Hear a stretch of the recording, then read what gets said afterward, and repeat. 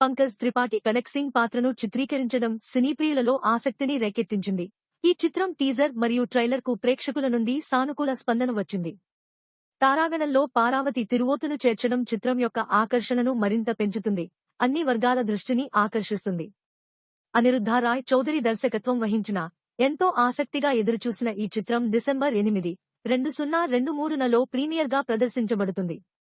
కనక్ సింగ్ విడుదలపై అంచనాలను పెంచుతున్నందున దాని ప్రేక్షకులపై ఎలాంటి ప్రభావం చూపుతుందో చూడాలి. కనక్ సింగ్ కథనం ఆర్థిక మోసం దర్యాప్తులో మునిగిపోయిన తర్వాత ఒక సంక్లిష్టమైన కుట్రల వెబ్లో చిక్కుకున్న అధికారి చుట్టూ తిరుగుతుంది.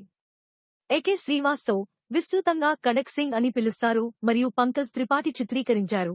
ఆర్థిక నేరాల శాఖలో అధికారి.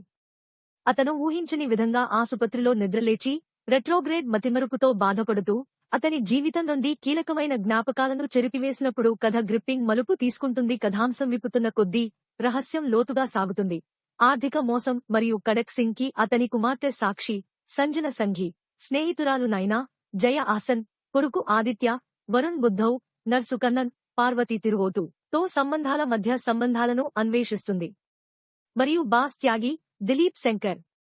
ఈ కథనం కనక్ సింగ్ జీవితంలోని క్లిష్టమైన థ్రెడ్లను పరిశోధిస్తుంది. ఈ పాత్రలను ఒకదానితో ఒకటి బంధించే చిక్కును క్రమంగా వెల్లడిస్తుంది. పంకజ్ త్రిపాఠి తన సహజమైన మరియు ప్రామాణికమైన నటనతో ఆకర్షణీయమైన పాత్రను అందించడం ద్వారా అప్రయత్నంగా దృష్టిని ఆకర్షించాడు.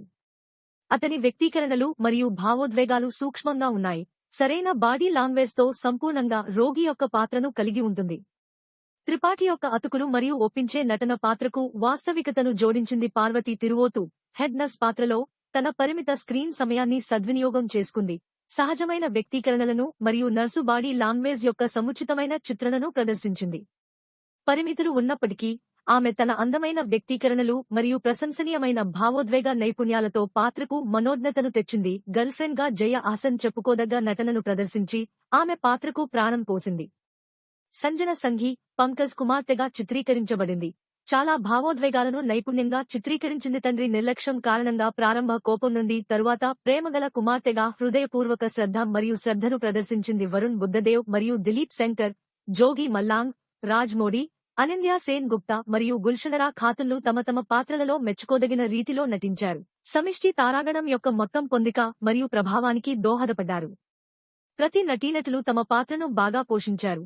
వారు పోషించిన పాత్రలకు లోతు మరియు ప్రామాణికతను జోడించారు. పార్వతి తిరువోతు హెడ్ నర్స్ పాత్రలో తన పరిమిత స్క్రీన్ సమయాన్ని సద్వినియోగం చేసుకుంది, సహజమైన వ్యక్తీకరణలను మరియు నర్సు బాడీ లాంగ్వేజ్ యొక్క సముచితమైన చిత్రణను ప్రదర్శించింది.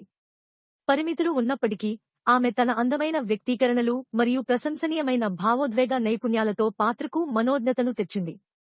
గర్ల్ఫ్రెండ్ గా జయ ఆసన్ చెప్పుకోదగ్గ నటనను ప్రదర్శించి ఆమె పాత్రకు ప్రాణం పోసింది. సంజన సంఘి పంకజ్ కుమార్తెగా చిత్రీకరించబడింది.